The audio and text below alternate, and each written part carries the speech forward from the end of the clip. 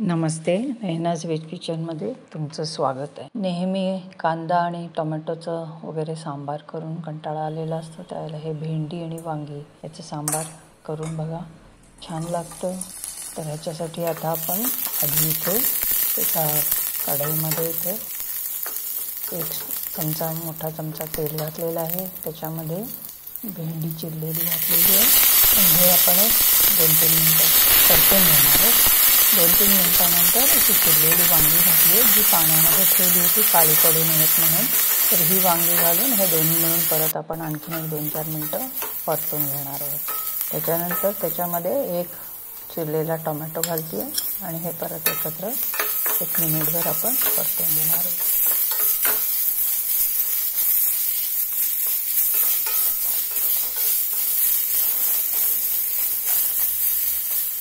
ह्याच्यामध्ये आता एक अर्धा कप पाणी किंवा भाज्या पूर्ण बुडेपर्यंत तेवढं पाणी घालायचं आहे आणि त्याच्यामध्ये 1 ते 1.5 चमचा, सव्वा चमचा तुमच्या आवडीप्रमाणे, मी इथे सव्वा चमचा घालते सांबार पावडर, 1 चमचा लाल तिखट, थोडासा गूळ, इथे आपण नंतर चिंच घालणार आहोत, त्याला बॅलन्स करण्यासाठी गूळ घातला आहे, नंतर मीठ आणि हे सगळं मिसळून झाकण ठेवून आपण ते 1-2 मिनटं शिजवून घेणार आहोत, म्हणजे हा सगळा मसाला वगैरे आपल्या भाज्यांमध्ये छान मुरेल.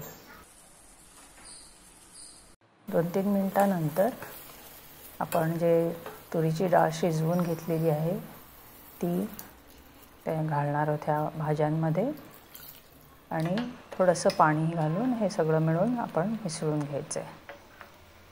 नंतर ह्याच्यामध्ये जरुरीप्रमाणे आपल्याला जेवढं घट्ट पातळ पाहिजे त्याप्रमाणे आणखीन पाणी हवं असेल तर घालायचं आहे आणि थोडीशी चिंचेचं पाणी घातलेलं आहे मी इथे 1-2-3 चमचे घातलेलं आहे.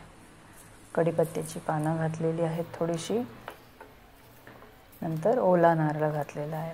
ओला नारळ नसेल तर तुम्ही सुका पण खोबरं घालू शकता किंवा स्किप करू शकता. नंतर सगळं मिळून 5-6 मिनटं, 4-5 मिनटं तरी उकळू द्यायचे व्यवस्थित. त्यानंतर आता आपण त्याच्यासाठी फोडणी तयार करूया.